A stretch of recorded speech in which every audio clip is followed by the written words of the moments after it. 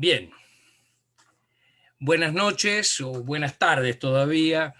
Bienvenidos a este encuentro organizado por la Unión Cívica Radical de la Comuna 13 en Cambiemos.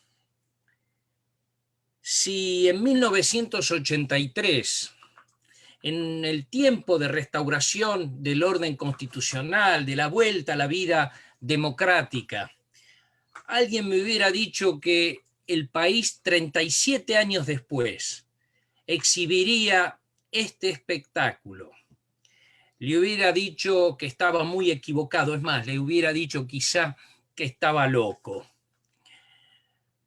porque ha retrocedido el país. Pero no me refiero a la economía, porque en definitiva, como todos sabemos, la plata va y viene. Me refiero a temas fundamentales que hacen a la convivencia de los argentinos. Hemos retrocedido en aquello que depende de nosotros, de la propia sociedad argentina. Hemos retrocedido en el campo de las instituciones de la República. Están lesionados los cimientos mismos del país. El congelamiento del Congreso, cuando no su avasallamiento, el intento de copar el Poder Judicial para convertirlo, degradarlo y convertirlo en una dependencia del Poder Ejecutivo, del Poder Político. Un Poder Ejecutivo enamorado de gobernar por decretos cuando quizá ni siquiera hay necesidad ni urgencia. Las libertades recortadas, el agravio permanente a la prensa, son todos símbolos que revelan, que ponen de manifiesto que el país atraviesa o recorre un camino peligroso, que pone en riesgo la vida y la vigencia de nuestra Constitución. Pero como alguna vez dijera Ricardo Balbín, de quien hoy justamente se cumplen 39 años de su fallecimiento, y lo traemos aquí también a modo de homenaje, Balbín dijo alguna vez que no es la Constitución la que nos sirve, no es la Constitución ni la República la que falla. La Constitución y la República siempre sirven. Tenemos que construir una sociedad que la respete, partidos políticos que la defiendan, y que cada afiliado, y agregaríamos nosotros, que cada ciudadano argentino sea un vigilante de la Constitución para que nada la ofenda. En esta tarea nos encontramos todos los argentinos, debemos encontrarnos todos los argentinos de bien, incluyendo, por supuesto, a los que sin llevar la divisa partidaria se sumen a este gran esfuerzo nacional, a este enorme desafío que tenemos por delante, porque en definitiva, y como también dijera Balbín, la dignidad argentina nos exige continuar la lucha. Por eso esta invitación al doctor Daniel Sapsay, que nos honra con su presencia. Es un hombre que no pertenece a las filas de la Unión Cívica Radical, como muchos de los que con toda seguridad se han conectado a esta transmisión. Les agradecemos entonces especialmente que nos acompañen, que se sumen a esta reunión, porque en definitiva la presencia de mujeres y de hombres que no pertenecen a las filas de la Unión Cívica Radical marca la jerarquía de este encuentro, que en definitiva sí trasciende lo partidario, lo parcial, para vivir con intensidad el destino del país. Con el doctor Sapsay vamos a conversar, él va a exponer sobre temas que nos inquietan y que compartimos. Creo que el título de la reunión es una buena síntesis. Es la República, hoy la que está en emergencia. Yo no quiero entretenernos más, vamos a escuchar entonces a nuestro invitado. Cuando él exponga unos 20, 25 minutos, luego haremos una ronda de preguntas que iremos, por supuesto, adelanto, condensando para que sea fructífero el intercambio.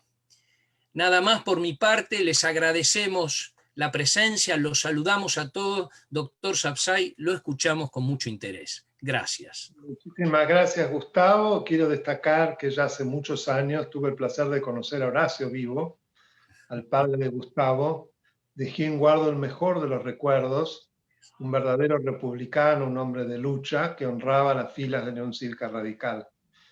En este momento yo he hablado para los más diversos foros de distintos componentes de Cambiemos, porque creo que es la oposición republicana que afortunadamente tiene la República y que gracias a ella lograremos doblegar este proceso de tanta decadencia. La República en Emergencia me parece que ha sido un hallazgo, el título que Gustavo ha ideado para esta reunión. ¿Por qué? Porque esto nace en realidad no solo con el cambio de gobierno, donde ya veíamos una construcción muy, por lo menos sospechosa, en su posibilidad de respetar las instituciones, es decir, una fórmula como invertida. Me refiero a un régimen que yo rápidamente di en llamar de vicepresidencial. Una fórmula en la cual, como algo inédito en la historia de las instituciones del mundo, fue la candidata a vicepresidente, Cristina Fernández de Kirchner, quien elige al que va a ser el candidato a presidente, Alberto Fernández. Los Fernández se transforman para muchos en un enigma, para algunos la conclusión de que frente a lo que consideraban una experiencia fallida, que fue el gobierno de Todos por el Cambio, esto era potable porque en realidad Alberto Fernández era un moderado que iba a temperar las aguas y que además de parte de Cristina se demostraba una actitud en la cual había una revisión de errores pasados, sobre todo en materia de atropello a las instituciones. Todos aquellos que me hablaron con ese lenguaje, realmente mi respuesta fue llamarme a risa, porque me costaba pensar que hablaban en serio. Pero sí, hablaban en serio y acompañaron con el voto. Desde el principio ya aparecieron los primeros vestigios de ese régimen que se fue armando y conformando cada vez más claramente en un vicepresidencialismo, lo que implica ya de por sí una violación a la Constitución, porque el artículo 87 de la Constitución dice que el titular del Poder Ejecutivo es el presidente de la nación, un ciudadano con el título de presidente de la nación argentina. No habla de la posibilidad de una suerte de intercambio entre quienes integran la fórmula. Eso solo ocurre en caso de acefalía, y para que haya acefalía tienen que darse algunas de las causales contempladas también en la Constitución, que no es del caso, por supuesto. Entonces, ya desde el inicio se produce una intervención de roles que no respeta el sentido del voto popular. La gente votó para presidente a Alberto Fernández, no a Cristina Fernández. Los rasgos se van acentuando cuando vemos que la cobertura de los organismos de control se van llenando con figuras absolutamente del palo, si me permiten el término.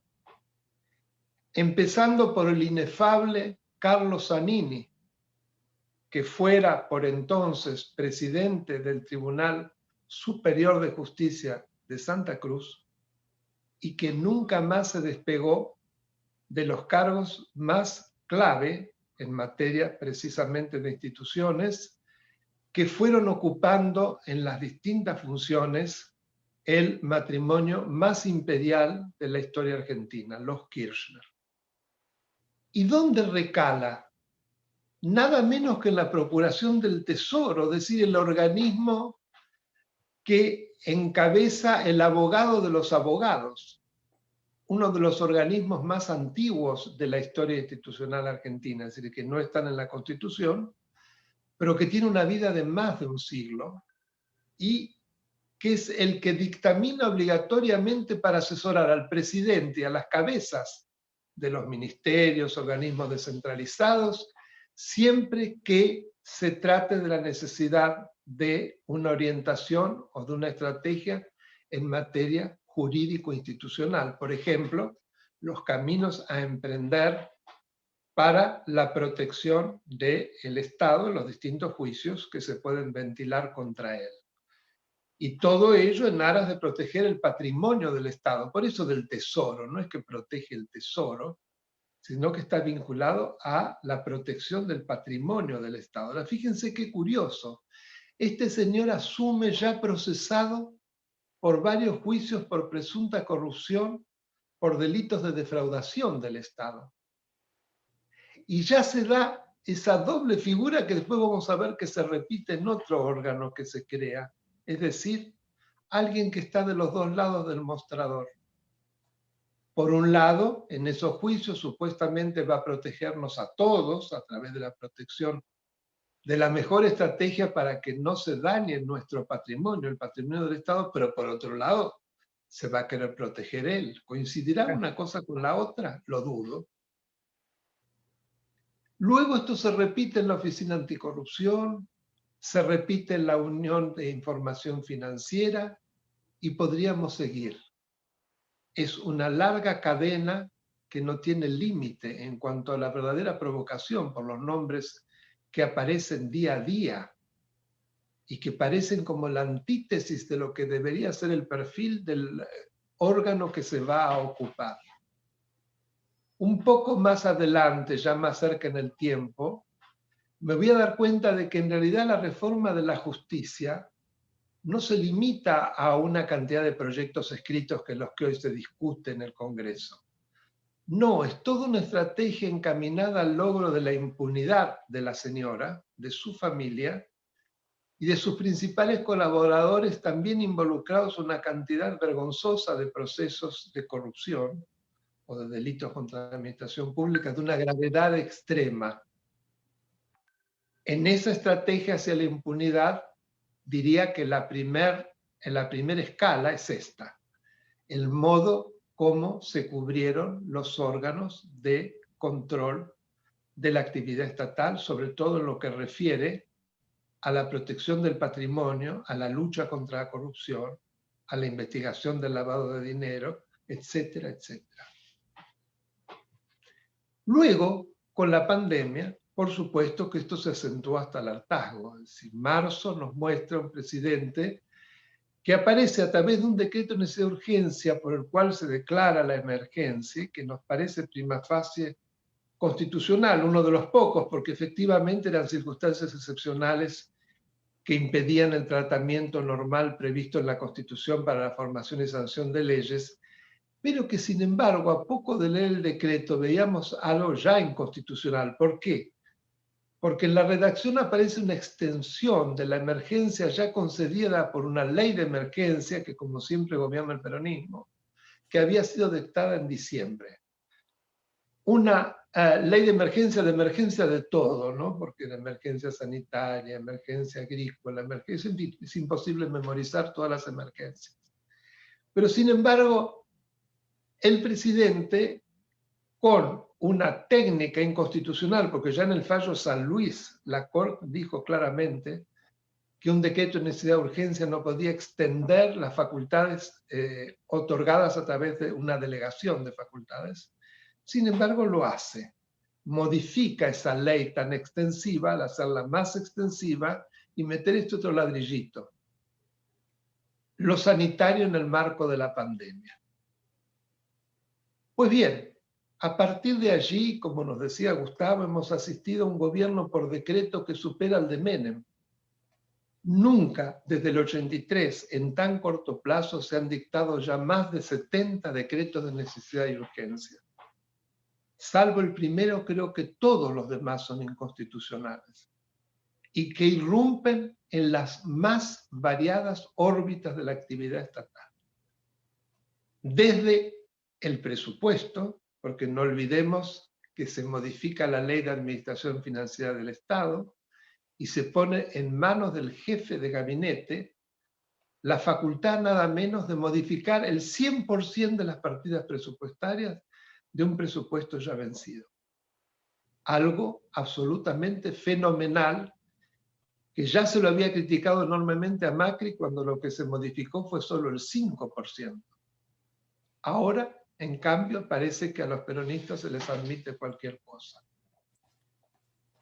Decreto para modificar la movilidad jubilatoria, aquella que generó las no sé cuántas toneladas ya de piedras por las que se destruyó el Congreso, porque las que se le tiró un vaso de agua en la cara del presidente de la Cámara de Diputados, diputado Emilio Monzó en su momento, y cuántas cosas más. Y que sin embargo hoy, frente a otra fórmula que implica la fijación por decreto sine die de la manera más arbitraria y discrecional, y que ya los cálculos simples de almacenero demuestran que implican una pérdida cuantiosa en relación a aquella fórmula que fuera tan criticada por los mismos, que ahora la destruyen para disminuir precisamente los aumentos a los pobres jubilados que dijeron que venían para llenarles la heladera.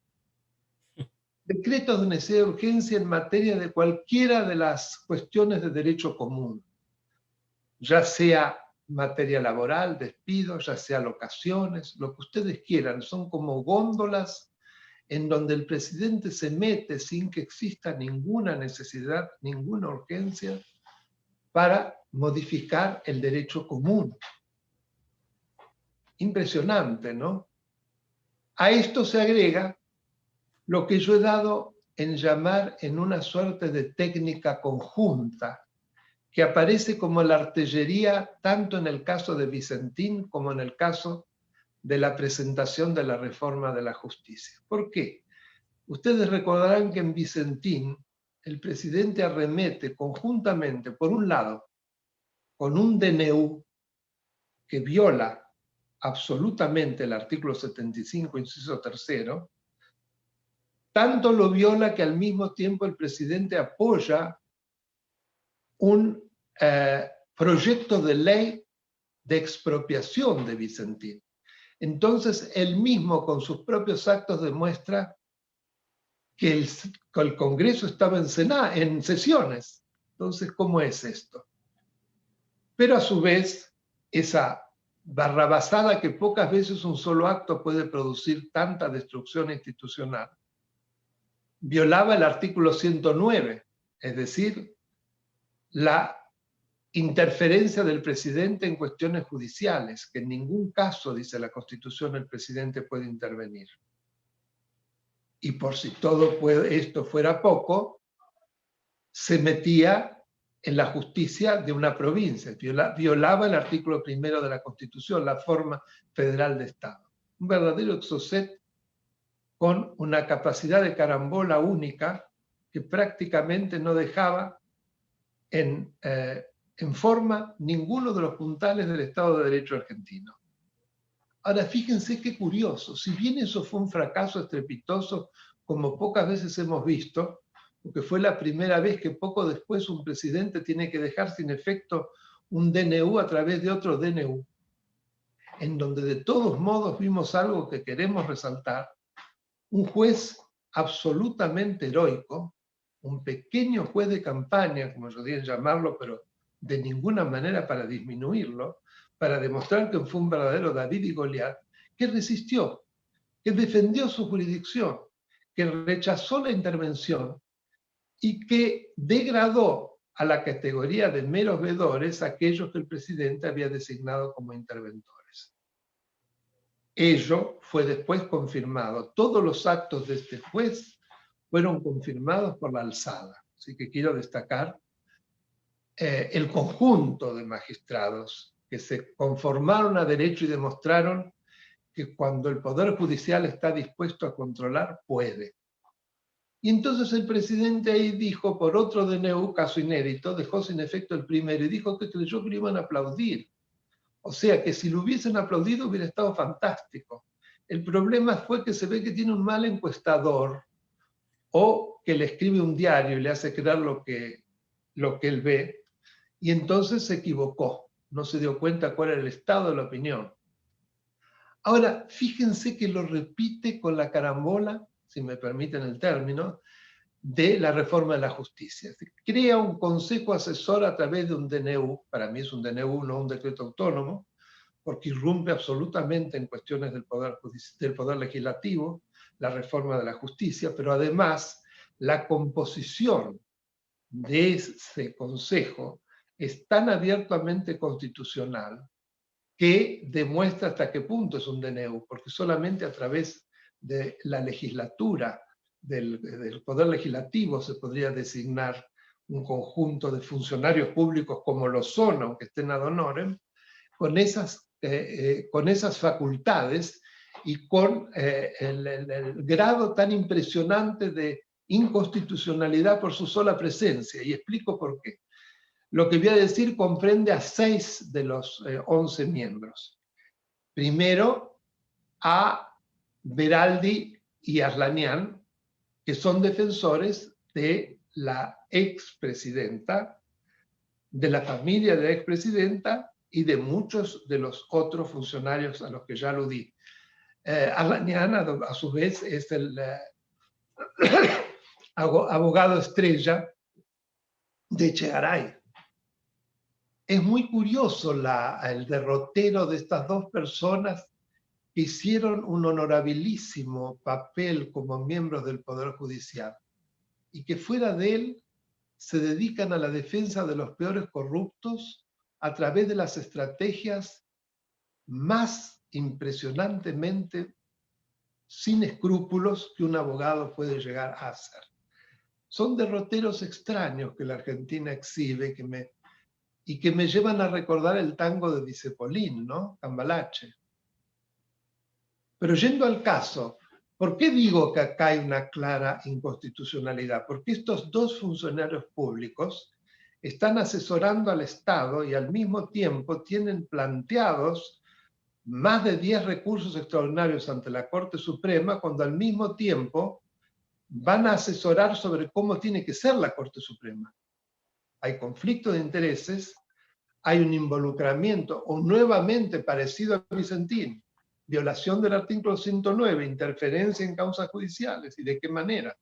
Imagínense para los miembros de la Corte Suprema tener que resolver casos patrocinados por aquellos que van a decir si por ahí se los tiene que borrar de un plumazo, o se tiene que disolver esa mayoría con otros para precisamente limitar las facultades de ellos con sus votos.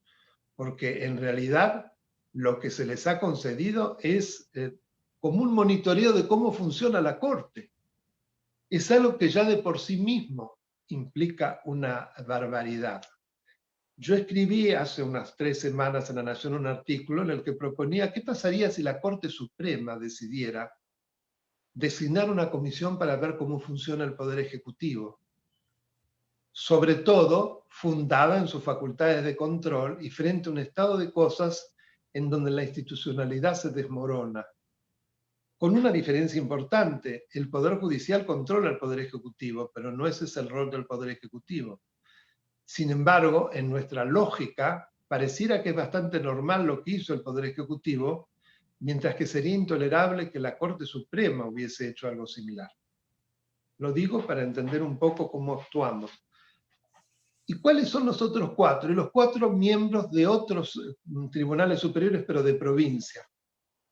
De la ciudad de Buenos Aires, de la provincia de Buenos Aires, de Tucumán y de Mendoza. Es decir, que son funcionarios de provincia que ahora también son funcionarios de la nación. ¿Eso es constitucional? Pero además, es algo por lo menos irrespetuoso. ¿Cómo es posible que quienes tienen un rango inferior a la Corte Suprema, por la sencilla razón de que, como dice el nombre, es el Tribunal Supremo de la Nación, son los que van a decidir cómo tiene que ser esa Corte Suprema y cómo funciona? Es decir, van a ser los monitores de quienes son jueces supremos. El estropicio institucional, la destrucción de jerarquías, que todo esto implica, tal vez no fue suficientemente analizado porque son precedentes que nos van a acompañar durante años, tanto otro exocet, si es que es uno solo.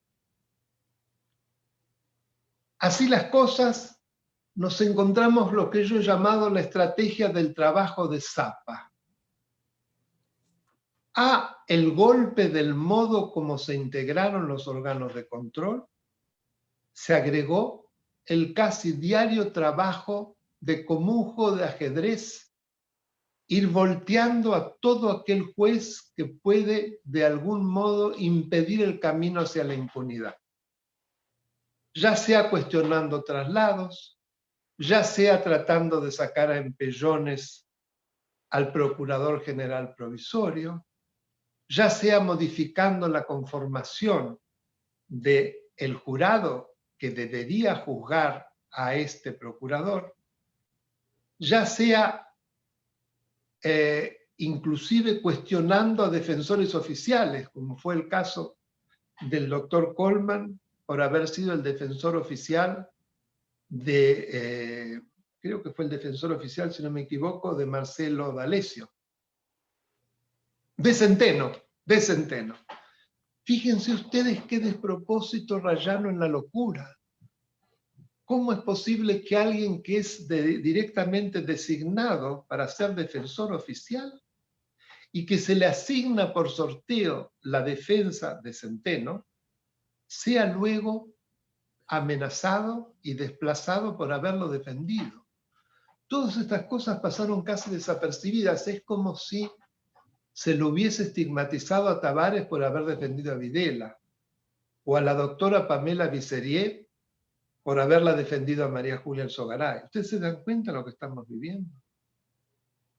Esto, a su vez, se completa, obviamente, a través de lo que ya no voy a comentar en los detalles porque ya ha sido suficientemente criticada, no solo por quien les habla ante el Senado, sino por una cantidad inmensa de instituciones y de personas de distintas orientaciones, de distintas disciplinas, que han arremetido contra ese proyecto de reforma de la justicia que es lamentable por donde se lo observe, además de inoportuno. Pero el procedimiento en sí ha sido escandaloso. Creo que no han quedado vicios por hacer y un atropello de la oposición como nunca habíamos visto, y que finalmente la oposición, ya con una fuerza importante en la Cámara de Diputados, porque no nos olvidemos que tanto el oficialismo como la primera oposición son dos minorías, que la separan solo 2 diputados. ¿Sí? El oficialismo tiene 2 diputados más que Todos por el Cambio. O sea que prácticamente es un empate. Sin embargo, se la quería atropellar al grado de llevarlos a la virtualidad, reconduciendo un protocolo que había perimido, pero que se lo restablece a través de un procedimiento que no es el consensuado, que es el consenso. Es decir, no tiene que haber ninguna voz contraria. Así las cosas, estamos efectivamente con una república en extrema emergencia, pero que en la que hay 2 actores con los cuales yo estoy convencido que Cristina, y por eso se la ve cada vez más loca, no pensaba que iba a tener que lidiar. La primera, una oposición muy importante, un 41%, que implica el 45% de las bancas en diputados y la mayoría en el Senado de la principal provincia argentina, la de Buenos Aires, que permanece más unido que nunca. Creo que mucho gracias al trabajo de la torpeza de ellos mismos, ¿no? No sé si fue tanto, pero no quiero jugar la obra de Cambiemos, sino fue más bien los errores del oficialismo. Pero de hecho esto es así. Vemos que es una oposición absolutamente soldada, clara, que ahora inclusive ha planteado una serie de propuestas, o sea, se vuelve propositiva, pero que además comete un gran pecado para los Fernández y para el locuaz de Kicillof, que entre sus filas, en las encuestas, quien aparece mejor posicionado es el jefe de gobierno de la ciudad de Buenos Aires, es decir, el principal líder territorial que tiene hoy Cambiemos. Y entre los gobernadores mejor posicionados, el de Mendoza, un radical. Estas son cosas que no van a perdonar, pero que fortalecen más a la oposición. Y la otra gran variable que tampoco pensaban que iba a contar, lo que yo llamo el sarampión de la sociedad civil. Inédito. Nunca habíamos visto algo así. Yo no creí que iba a vivir para verlo. Me cansé durante años de decir la importancia de la sanción civil, la importancia de que la sociedad, bajo todas las modalidades que pueda, se manifestase pacíficamente, y ha superado mis expectativas, sinceramente. Es emocionante lo que pasó, y lo digo con todas las letras en el cante de Pilar, porque fue una suerte de explosión contra tanta impunidad. Un hartazgo frente a un sistema judicial que asegura impunidad, a una directora de orquesta que es realmente el símbolo de la corrupción y que parecía que tranquila iba a ganar todas las batallas. Y de repente yo vi gente que además, en un country de los más de clase alta de la Argentina, donde muchas veces uno veía que eran muy cómplices de muchos corruptos que habitaban allí, que se tiraban contra el móvil de la policía, contra el celular. Una cosa increíble. Jugarse el cuerpo. Con un ataque de pasión ciudadana y de fervor, que a mí me emocionó tremendamente seguir esa saga, que la siguió el país y que creo que es un llamado de atención, un tirón de pelos para Cristina, brutal, brutal, el límite. Pero que además no olviden que muchas de las golpes más fuertes con que ellos nos sorprendieron durante estos meses abortaron por manifestaciones que tampoco jamás habíamos visto de semejante vigor, o balconazos con calcerolazos que limitaron una suelta de presos realmente criminal y que todavía hoy debemos soportar con una cuota de inseguridad realmente lamentable y absolutamente efectuada irresponsablemente, por lo menos, por quienes nos gobiernan. Hoy se enfrentan en la provincia de Buenos Aires una rebelión de una policía mal paga que está mostrando que cuenta con pertrechos dignos de la peor republiqueta bananera, con celulares rotos, viejos, que ni siquiera se los cuida porque ni se les dan los barbijos, y que se expresan a través de un discurso que deberían aprender quienes nos gobiernan, porque es un discurso tremendamente democrático donde se ponen como habitantes y ciudadanos a llamar la atención del despropósito del modo como se los ha desconsiderado, humillado, que al mismo tiempo por bicocas que no les permiten ni terminar el mes, se les exige que se enfrenten a los criminales que ellos mismos soltaron. ¿O no es así acaso? Claro, ya están hablando de que es un golpe orquestado por Cambiemos con los sectores más reaccionarios de la sociedad. Pero ¿cuánta gente se come ese caramelo? Creo que hoy poquísimo, al contrario, creo que es producto de un ridículo que mueve a risa más que a tomar en serio. En realidad asistimos a una gran tragedia, gran tragedia.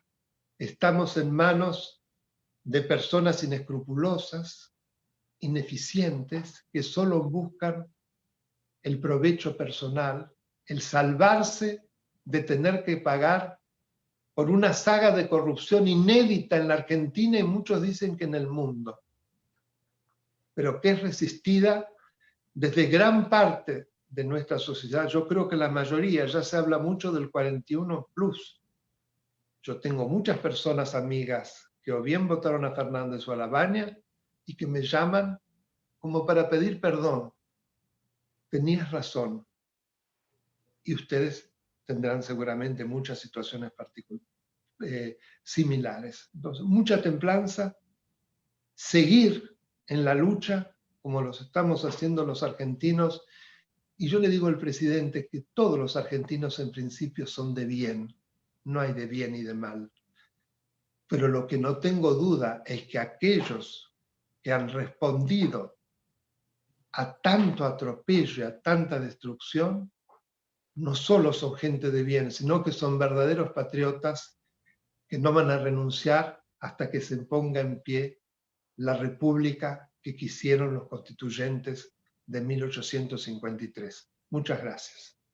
Muchas gracias, doctor. Muchas gracias. Ha trazado un panorama completo de nuestra situación institucional. Le agradezco, por cierto, las palabras de recuerdo a mi padre. Son justas. Yo lo que les pido es que seguro que esto va a estar grabado. Sí. Me encantaría después tenerlo porque lo voy a subir a mi canal de YouTube, que de paso les cuento, Daniel Alberto Sapsay en YouTube, para los que se quieran suscribir, es gratuito, y donde ya son más de 70 videos en donde trato de alguna manera, de explicar lo que son las instituciones del Estado de Derecho para legos. Pero esto creo que sería muy lindo poder volcarlo. Bueno, muchas gracias. Lo vamos a hacer. Tengo algunas preguntas, algunas han llegado por el chat y otras por mi propio celular. ¿Cómo percibe, doctor, el posicionamiento de la Corte frente a los atropellos, ¿no? Desplazamiento de magistrados, la arremetida contra el fiscal Casal? Ahora usted sabe que recientemente, aprovecho y agregamos, el bloque de Cambiemos ha presentado una acción de amparo a raíz de la violación al reglamento en la última sesión de la Cámara. Esta sería un poco la pregunta, ¿no? El posicionamiento de la Corte Suprema en esta situación. Bueno, yo veo una Corte Suprema ausente. Fíjese, no solo se declaró de feria desde el primer DNU de marzo, inmediatamente declaró la feria invocando el DNU, es decir, se puso a la retranca del Poder Ejecutivo. Yo esto me cansé de decirlo. Es fenomenal. Desconoció que ella es tan gobierno como el Poder Ejecutivo, y el Poder Ejecutivo en ningún momento le exigió la feria. Es más, violó la resolución 1-2020 de la Comisión Interamericana de Derechos Humanos, que entre otros señalamientos para los estados parte de la Convención Americana de Derechos Humanos, dijo que la emergencia por el COVID debía ser tratada en clave de derechos humanos y de Estado de Derecho. Esto es fundamentalmente el pleno funcionamiento de los tres poderes. El legislativo, porque es el que controla al ejecutivo, al que se le ha dado un extra poder. Y el judicial, porque es el que va a garantizar en toda circunstancia la plena vigencia de nuestras libertades. Todo eso se violó y lo violó la misma Corte. Hasta hoy, en materia de control de actos vinculados con la emergencia, solo ha dictado una sentencia. La sentencia relacionada con la acción declarativa de certeza de la presidenta del Senado sobre si debía o podía sesionar virtualmente esa Cámara. Es la única. ¿Qué va a pasar frente a la situación de Bertuzzi y de Bruglia? Yo quiero creer que van a hacer lugar al per saltum, porque de lo contrario se están descalificando. No olvidemos que esos traslados tuvieron en las acordadas 5 y 7 de 2018 el visto bueno de la propia Corte. ¿Se van a dejar desautorizar así? Me pregunto. Hasta ahora la respuesta es silencio. Y ese silencio inquieta, ¿no? Y por supuesto, claro que inquieta. Aquí una ciudadana nos pregunta, ¿qué se puede hacer? Dice, ¿hay alguna opción legal para cambiar esta situación? Bueno, yo en varias ocasiones he alertado sobre la posibilidad de interponer amparos colectivos. Creo que los ciudadanos podemos tomar algunos antecedentes en los cuales la Corte aceptó una suerte de representación de intereses difusos cuando lo que están en juego son las instituciones de la nación. Inclusive intentar la competencia originaria como una manera de irrumpir frente a semejante situación. Es más, el viernes de la semana que viene va a haber un Zoom específico en donde vamos a hablar de este tema. El procurador general de la provincia de Santa Cruz, que fuera desplazado por Kirchner, Eduardo Sosa, quien tuve el honor de patrocinar, que va a contar su caso. Luego yo voy a desarrollar la posibilidad en qué consiste estas estrategias para acciones colectivas. Por último, Carlos March, expresidente de Poder Ciudadano y actual representante de ABIN en Argentina, va a esbozar distintas estrategias que inclusive él fue uno de los protagonistas y que fueran exitosas en el pasado en materia de defensa de situaciones de quebrantamientos republicanos. Así que es a las 19. Ya lo voy a mandar, Gustavo, apenas esté el flyer para que lo puedan difundir. Yo algo digo en más de uno de los videos de mi canal de YouTube, Daniel Alberto Sapsay. Así que allí pueden encontrar muchas claves. Bien. Aquí otra pregunta. Dice, ¿este gobierno con su accionar, qué calificación le merece ante la letra de la Constitución? ¿Y alcanza con cumplir la Constitución o habría que modificarla? Me agregan. No, para mí es claramente un mal desempeño. Una de las causales de juicio político. Pero claro, el juicio político exige tan difíciles requisitos que por eso nunca jamás tuvo lugar un juicio político contra un presidente, ¿no? Si no, hubieran sido sometidos a juicio político los dos Kirchner antes. Sí, El incumplimiento liso y llano, de manera atropellada, de la esencia de la Constitución por parte de un gobernante que juró cumplir y hacer cumplir la Constitución, para mí es un acto de mal desempeño calificado. Una pregunta más. Dice, ¿la Constitución Nacional da alguna respuesta a la marcada autonomía territorial a que ha dado lugar la pandemia? Esto tiene que ver, intuyo, con el tema de las provincias que han cerrado, digamos, dicho entre comillas, sus fronteras, o las intendencias que impiden ingreso de ciudadanos a sus territorios. Curiosamente, en un país que tiene un federalismo formal pero no sustantivo, porque en los hechos no hay federalismo en la Argentina, es un unitarismo de hecho, yo me he cansado de repetirlo, sin embargo se ha producido un doble fenómeno anómalo. Por un lado, un autoritarismo fuertísimo, centralista, propio de un hiperpresidencialismo, donde ya vimos cuáles son sus manifestaciones, que ahoga en gran parte a provincias y municipios, pero por otros lados, muchas reacciones de provincias y municipios que realmente destruyen la solidaridad de una federación, porque actúan como actos prácticamente de secesión. El caso de San Luis es clarísimo. El caso del municipio de Castelli, que impuso un impuesto solidario a las propiedades rurales para hacer frente al COVID.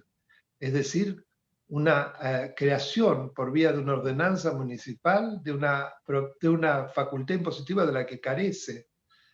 Los montículos y los toques de queda en muchos municipios, para solo citar algunos casos, son verdaderas locuras que han generado todo tipo de problemas e inclusive muertes. Ahora bien, frente a ello se da la otra fuerza terriblemente centrípeta. Por un lado, el exceso de lo centrífugo, por otro lado, el exceso de lo centrípeto. Por ejemplo, ahora en el caso de Tandil, ¿por qué un intendente de una ciudad importante de la provincia de Buenos Aires no puede determinar en base a las actividades, al conocimiento de su sociedad, etcétera, el modo como tienen que escalonarse las fases y las actividades? Yo entiendo que eso es propio de la autonomía del municipio, ¿cómo no? Siempre que no sea un exceso. Pero en la medida que se vincule con la vida dentro de la comunidad, ¿quién mejor que el intendente?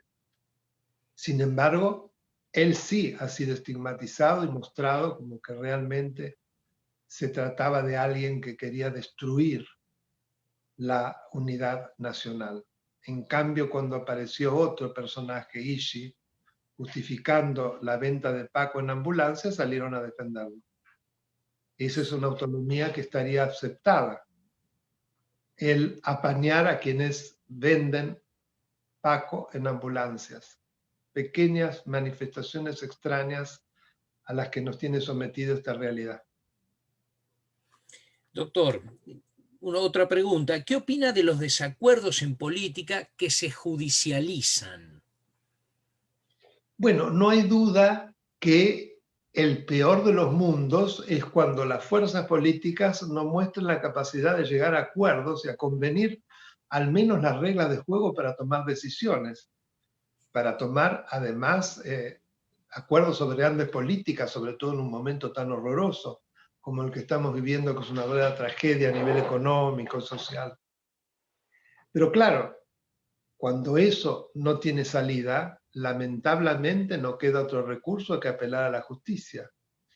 Pero se da lo que muchos llaman la politización de la justicia, olvidando que lo que la justicia sí tiene como competencia es juzgar el modo como se toman las decisiones, no su contenido. El contenido es mérito-conveniencia, eso es propio de los poderes políticos, pero cuando de lo que se trata es del procedimiento para tomar una decisión, una forma, el constitucionalismo es forma, si no se cumple no hay decisión válida. Entonces, ¿quién sino el Poder Judicial para controlar y anular una decisión que no fue tomada conforme a los carriles exigidos en la normativa constitucional y legal? Bien, bien. Una última pregunta, pues ya nos estamos acercando a las 19 horas. En torno a la reforma judicial, aquí alguien pregunta si es inconstitucional, hasta aquí todavía no ha sido consagrada, pero yo le agregaría algo que me mandaron por WhatsApp. Si pudiera hacer usted un punteo de acá dice de lo insubstancial o de los que reflejen esos artículos los intentos de copamiento del Poder Judicial.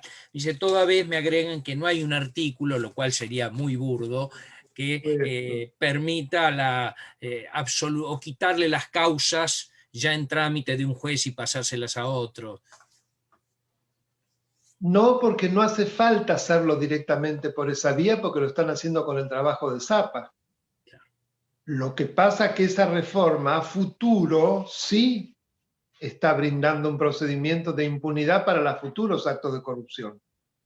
¿Por qué? En primer lugar, hay una inflación de juzgados totalmente sin ninguna fundamentación. Es decir, cuando yo tuve que analizarlo para hablar en el Senado, me encontré que, por ejemplo, pasar de 12 a 46 jueces federales de la ciudad de Buenos Aires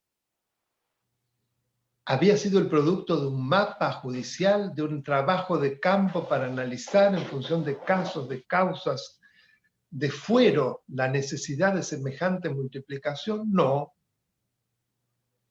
Ahora bien, cuando uno eso lo combina con los procedimientos para cubrir esos juzgados, resulta que a lo largo de por lo menos 3 años, que es lo que dura en la sustanciación de un concurso para un juez federal, van a estar cubiertos por jueces suplentes, subrogantes, designados en contra de lo que dice la ley, lo que dijo la Corte, así que no pueden ser designados cuando es para cubrir un juez y un cargo anterior que ha estado efectivamente en funciones.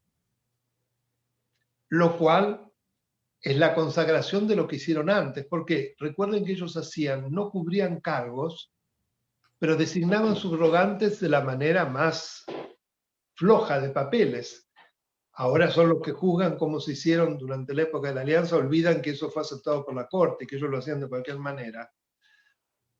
Por ejemplo, lo han hecho con fiscales, como el fiscal Sony, que lo designaron creo para Formosa, y como se sabía que no se había quedado el cargo, entonces lo pasaron a una fiscalía de capital y estuvo a cargo de uno de los casos que más comprometía al kirchnerismo. Ahora sería como una consagración en la letra. Entonces, claro que igual es estrategia para la impunidad, probablemente no para cuestiones que involucran anteriores causas, pero no lo necesitan. La sobreabundancia de jueces en el marco de una reforma donde se pasa del sistema inquisitivo al acusatorio, cuando lo que se necesita son más fiscales y no más jueces, porque los jueces van a tener mucho menor trabajo. Es algo absolutamente inconsistente y que sin embargo también se lo hace. La fusión que se quería hacer entre lo contencioso administrativo y lo contencioso en lo federal, civil y comercial. Finalmente desistieron, pero era otra locura porque violaba totalmente la especialidad de fuero, como si todo fuera fungible, ¿no? Por si todo eso fuera poco, el ataque contra la libertad de expresión es uno de los más terribles de la historia institucional argentina. Esa cláusula Parrilli, que no la sacó, la transformó y la volvió peor.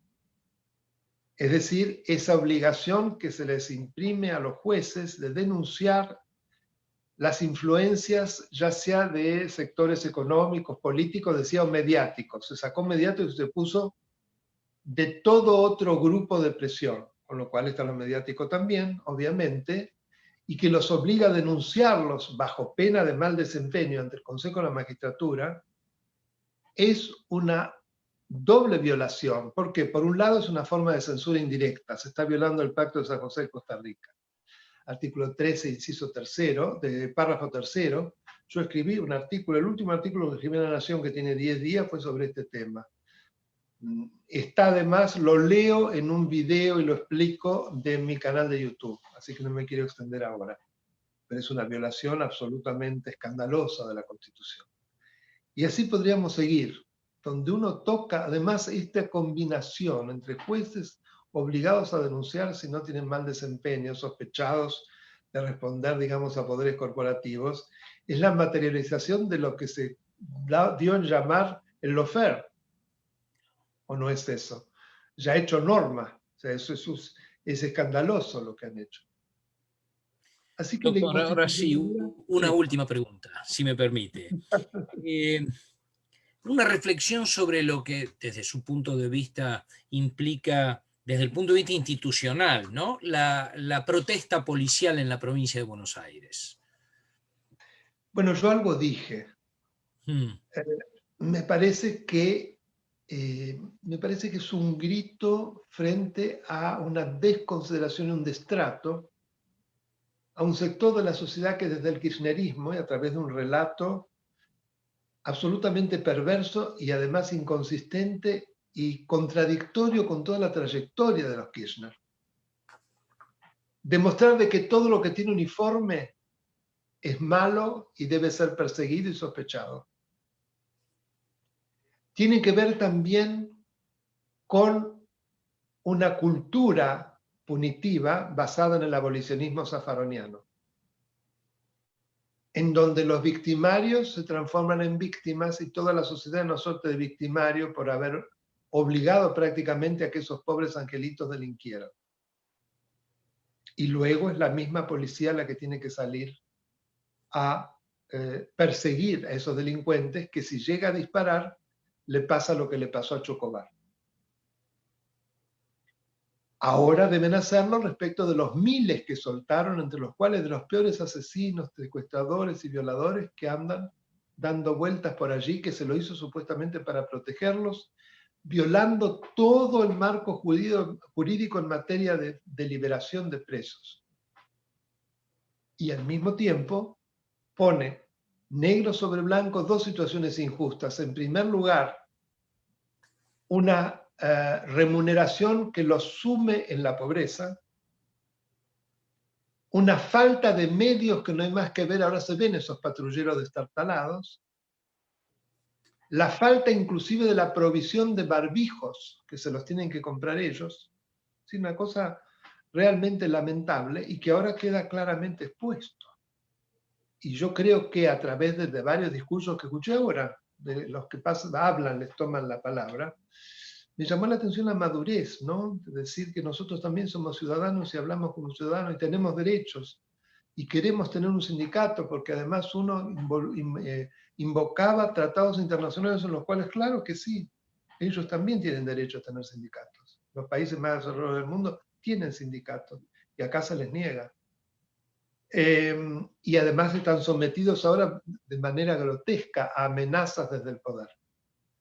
Y el gran Rambo que supimos conseguir, que debería estar respondiendo a la justicia para explicar qué hacía en el escenario del crimen del crimen de Nisman, porque creo que nadie tiene duda de que se lo asesinó. Sin embargo, se lo transformó en una suerte de vengador de justo y preparado inclusive como a ser el gran candidato si fracasaba la opción progre y que es un muñeco de la señora. Que la señora está recibiendo mensajes por todos lados. Por un lado, creo que el desprestigio de este personaje infame. Por otro lado, que la sociedad no está dispuesta a aceptar semejante grado de intimidad, de impunidad, como vimos en el cante aire de Pilar. Y por otro lado, la degradación de su niño querido, el Elvis Presley argentino, Kicillof, que más que gobernar cree que está en una asamblea del Colegio de Buenos Aires. Todo eso se está poniendo en cuestión. Y me alegro mucho porque las falacias es muy importante desmontarlas. Y por supuesto un presidente que de la mentira hace gala todo el día como pocos. Yo en un tuit dije que era el candidato más fuerte de ganarse el gran premio al Gran Pinocho Nacional. Creo que nadie se lo va a poder disputar. Ha superado todo lo que hemos conocido. Todo lo conocido, ¿no? Esto es algo increíble. Recomiendo la lectura del editorial de Hoy de la Nación, que es el único editorial, dedica toda la sección editorial, precisamente a hablar de este personaje. Bien.